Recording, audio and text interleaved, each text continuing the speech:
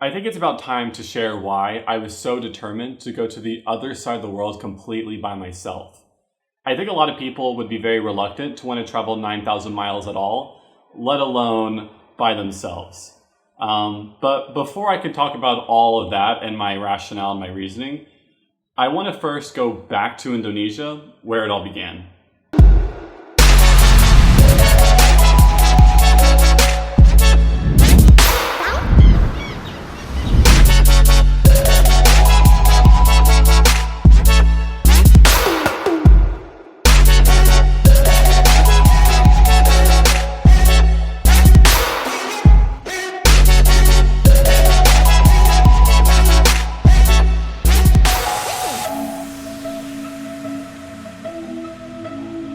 So I cut my lip this morning, right here, and it's been bleeding for about 30 minutes straight. So that kind of sucks. So today we're going to Nusa Penida Island. It's an island just east of Bali, and I heard there's quite a lot of things to do and see there. So I'm pretty excited. We're gonna rent a scooter, and we're gonna go swimming and do all the super touristy stuff, maybe find some good food. The only problem is the island is about a 30 to 45 minute ferry ride, and the port is about 30 to 45 minutes away from my hotel. So it's going to be a little bit of a journey to get there, but I'm excited. Also, look at this. The weather today is just beautiful. Still extremely humid. My lens keeps fogging up, but I brought some toilet paper to try to stop the bleeding. Hello. How are you? Fine.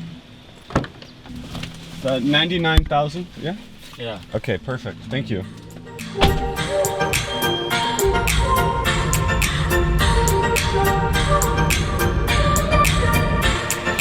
So I'm trying to find the express boat we're taking, Mola Mola.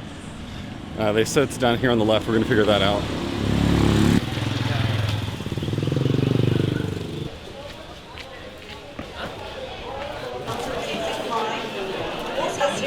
Crazy busy over here. So many people. Mola Mola 8:30? Yes. Nomor 52. From America? Uh-huh. Yeah. That wasn't as hard as I thought it was going to be. After receiving my ticket, all I had to do now was board the boat. And with the temperature climbing by the minute, 7.5. I was really looking forward to getting a little bit of a sea breeze.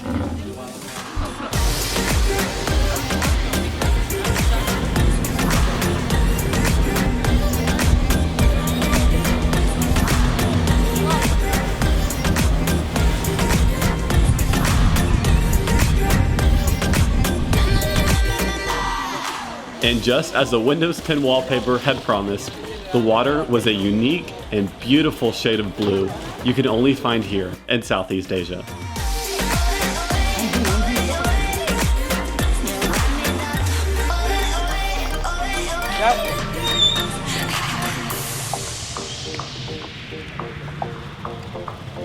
This is my scooter, yeah? This one or this one? Which one you like? If you want to rent a bike on Nusa Penida Island, I'm not really sure what you're supposed to do, but I found this guy when I got there, and he said he had a couple bikes and that I could borrow one of them. So I gave him $7. He taught me how to use the scooter for about 5 minutes, and that was it. Now that I had a bike and the freedom that I needed, I was able to use Google Maps to drive to the totally other side of the island, to Kaling King Beach, where I would go to possibly the one thing that really drew me to Bali the most. So after 45 minutes of driving, we finally made it. Take a look at this.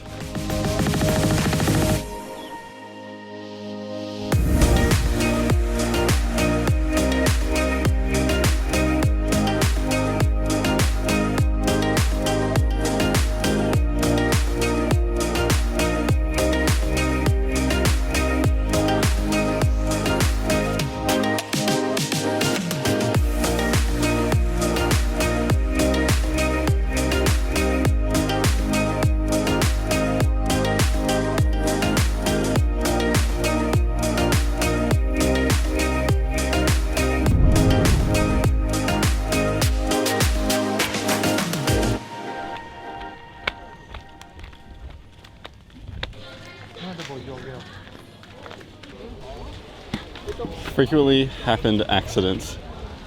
Please do not activate in the water. Wonder what activate means. And of course, there were monkeys here too. Just, casually chilling on this rickety fence that's probably 800 feet above sea level, but it's cool. I'm sure they get pampered by all the tourists. Soon, I began to climb down, and it was 1,000 times harder than the pictures made it look. It's pretty much the equivalent of climbing down a New York skyscraper in the blistering sun with a 20-pound backpack on just to hold water, just so you don't pass out from dehydration. I was so drenched in sweat, I had to put the camera away just so I wouldn't drop it. And don't even get me started on the climb back up. I have to admit, this is one of the toughest things I've ever done. It's probably the equivalent to an 80-story building. Look at that. And they're not even stairs, it's like climbing up rocks. Like 45-degree angle cliff almost. It's extremely difficult. Look at my arm.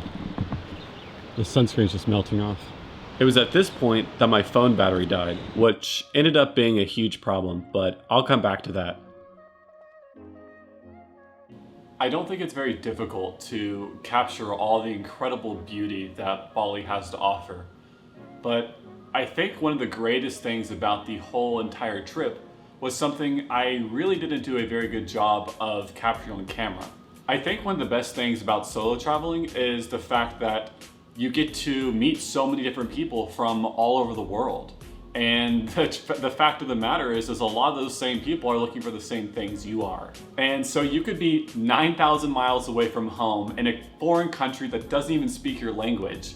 And at the end of the day, I always went to bed having a few more friends than I did whenever I woke up.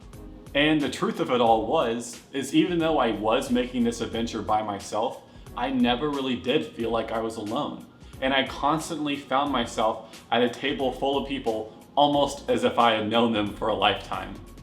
So here I was on Nusa Penida Island with a dead phone, which is a huge problem because not only did I need Google Maps to get back to the port, but I also needed my e-ticket, which was saved on the camera roll of my phone. So that was a huge problem, but luckily the friends I made that day not only had a Apple charging cable for me to borrow, but they also happened to have a external charger as well.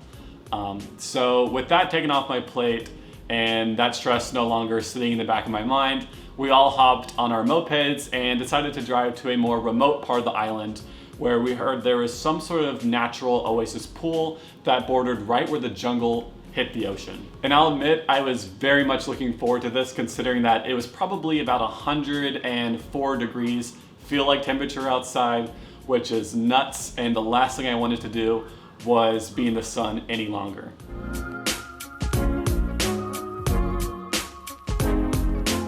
And it was so crazy because here are 5 strangers just hanging out in this natural oasis pool who were all solo travelers who didn't even know each other 24 hours ago, talking as if we had been best friends for years. And we all had very different backgrounds, all from different countries.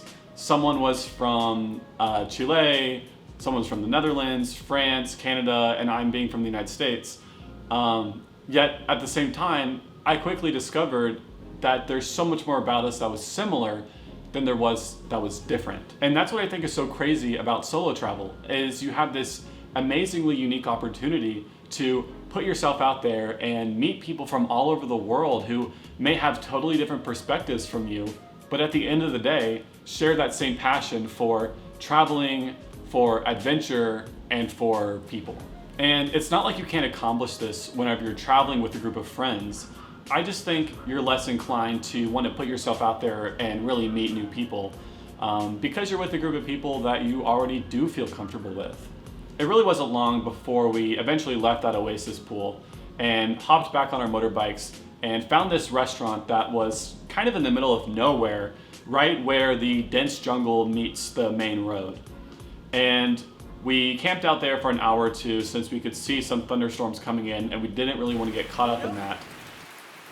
So we made friends with all those people who were at the restaurant too, and so there was this big group of us and we were all hanging out, and I swear the time was passing by 5 times quicker than it was supposed to.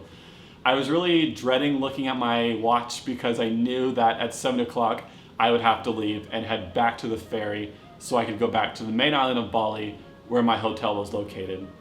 And I think that's one of the things that really sucks about solo travel is as often as you get to say hello and make new friends, you also have to say goodbye. And even though I was invited to go to dinner with all of them the next night, that didn't change the fact that I still had to go my opposite own way back to the port to my hotel by myself. Unfortunately, about 5 minutes back into my bike ride to the port, it began to pour down rain once again. I could barely keep my eyes open. I couldn't go much faster than 10 miles an hour as I was navigating these water puddles on what could barely be even considered a road. And I couldn't even pull out my phone for GPS because it was pouring so much. I didn't want my phone to get soaked and just totally break on me because that would be an even bigger problem. So I was forced to keep my phone in the backpack for the most part.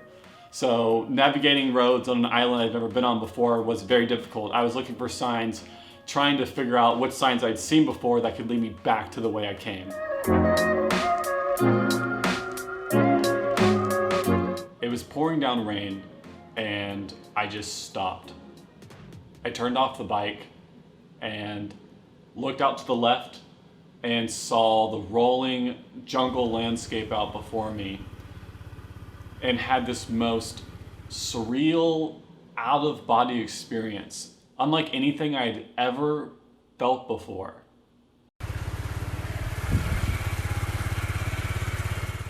Here I was on some random island 9,000 miles away from everyone I had ever known, on an island where people were living in huts with chickens.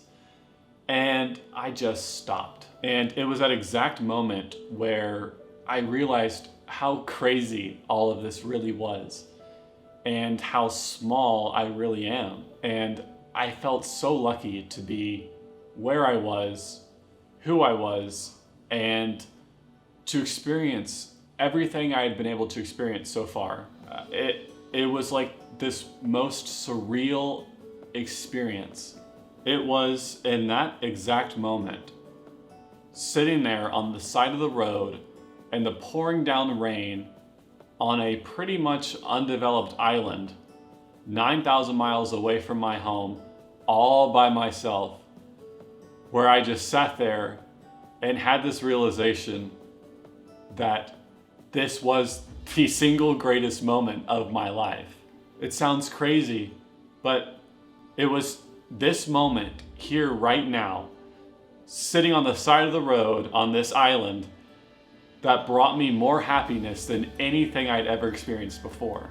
Ironically, it was this simple, stupid, intangible experience that had become so valuable for me. It was in this moment where I felt so passionate to be alive and to be able to experience this crazy, ridiculous thing that we call life. And I don't think I would trade that moment for the world. Because of the strangers I had met that day, I was able to get back to the docks with a fully charged phone and was able to board the ferry and get back home that night.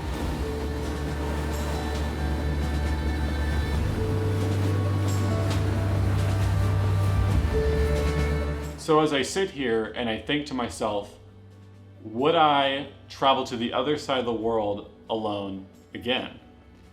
And the answer would of course be yes, I definitely would.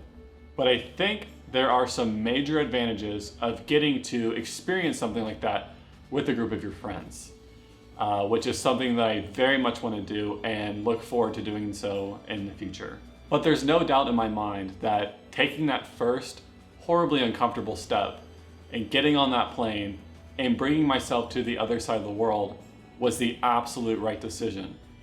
And it taught me just how much there is out there left to see, to do, and to experience.